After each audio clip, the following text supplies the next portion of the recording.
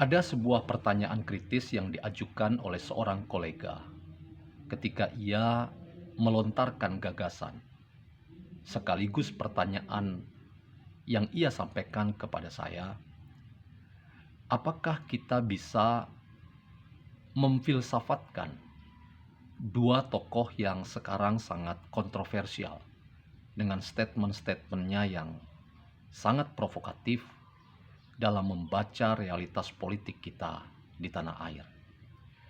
Dua tokoh itu adalah Mahfud MD dan Amin Rais. Pada kesempatan itu saya mengatakan bahwa tentu saja kita bisa memfilsafatkan Mahfud MD dan Amin Rais. Mengapa? Karena keduanya kini sudah menjadi bagian dari sejarah wacana berpikir kita lewat statement-statement yang dilontarkan yang membuat kita tahu bahwa apa yang dia katakan, apa yang mereka lontarkan sebagai wacana berpikir adalah sebentuk pemikiran filsafat. Dan kita tahu juga bahwa lontaran-lontaran statement itu lahir juga dari sebuah model berpikir tertentu yang saya ingin mengatakan itulah cara berpikir filosofis yang mau diperlihatkan oleh kedua tokoh tersebut. Dalam kesempatan ini, izinkan saya membuat semacam konstruksi berpikir filsafat melalui cara berpikir yang dikembangkan oleh Mahfud MD dan Amin Rais. Selamat datang dalam channel Meragukan Filsafat, sebuah channel yang dibangun untuk turut mengedukasi ruang publik Indonesia dengan menawarkan cara berpikir dari pemikiran filsafat untuk membaca fenomena sosial politik kebudayaan di konteks Indonesia kontemporer. Teman-teman, catatan penting yang ingin saya sampaikan di awal adalah bahwa perspektif yang saya ingin bagikan ini adalah perspektif untuk membaca realitas. Realitas itu sendiri terlalu kaya untuk dibaca dari satu perspektif pemikiran tertentu, termasuk pemikiran filsafat. Karena itu saya terbuka bahwa perspektif yang saya tawarkan itu juga adalah perspektif yang berangkat dari satu cara pandang tertentu. Dan saya tidak punya nyali yang besar untuk mengatakan bahwa perspektif yang saya tawarkan adalah satu-satunya perspektif yang benar.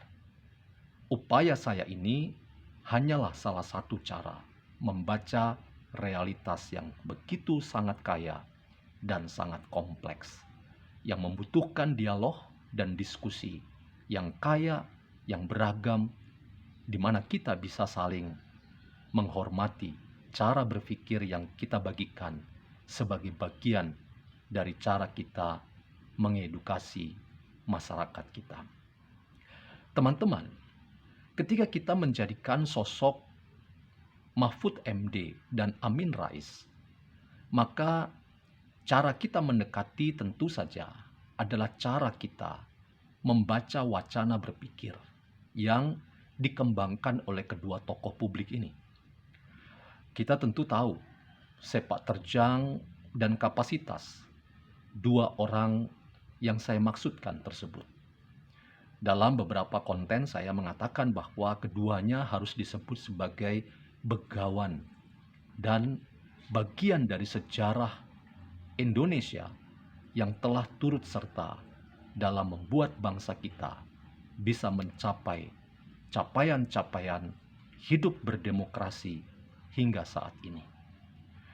Tetapi penting untuk diberi catatan terhadap kedua tokoh ini bahwa statement-statement yang mereka katakan pada akhir-akhir ini tidak lepas dari sebuah keyakinan dasar.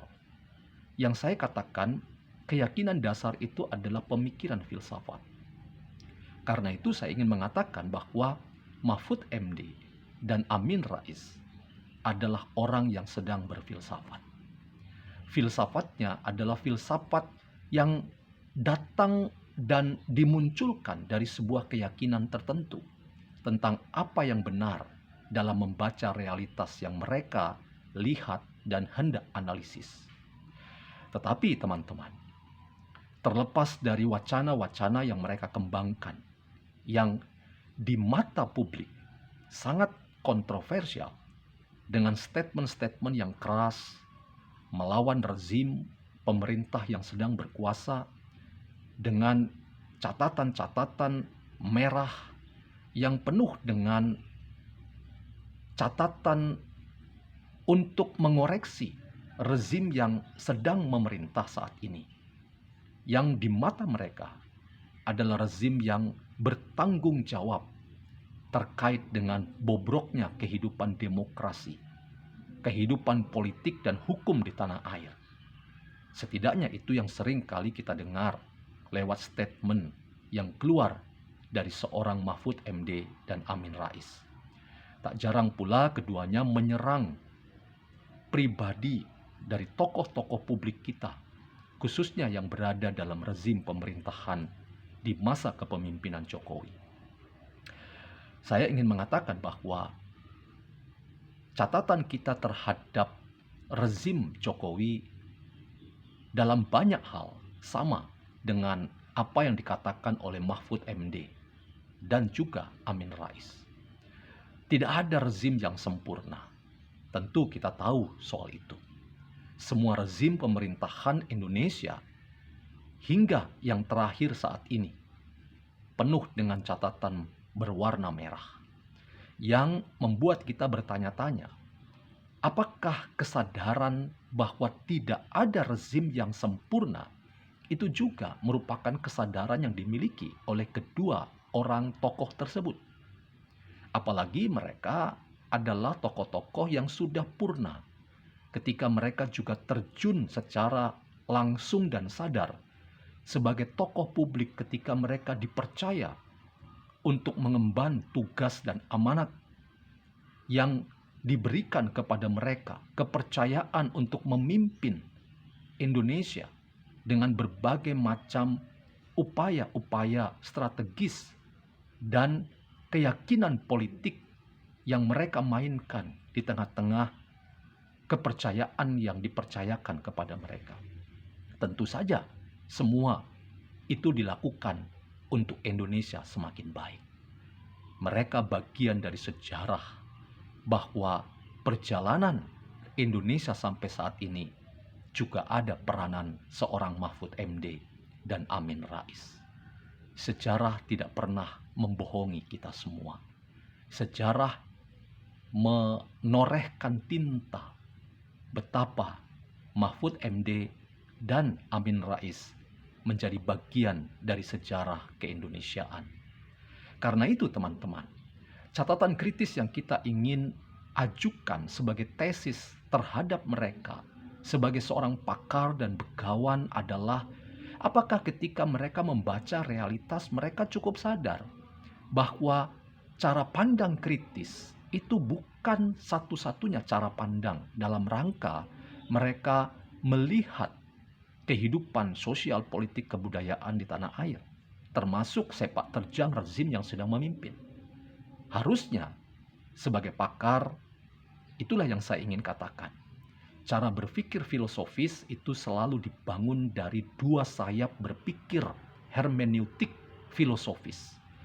Dan itu adalah keseharian hidup kita. Kita selalu punya dua sayap berpikir dan membaca realitas. Yang pertama, kita mengajukan sikap kritis kita terhadap realitas yang kita masuki. Tetapi sekaligus kita menjadi orang yang tidak boleh hanya selesai sebagai kritik terhadap realitas, tetapi kepada kita juga dimintai pertanggungjawaban untuk mengembangkan sayap berpikir yang lain, yaitu sayap apresiatif.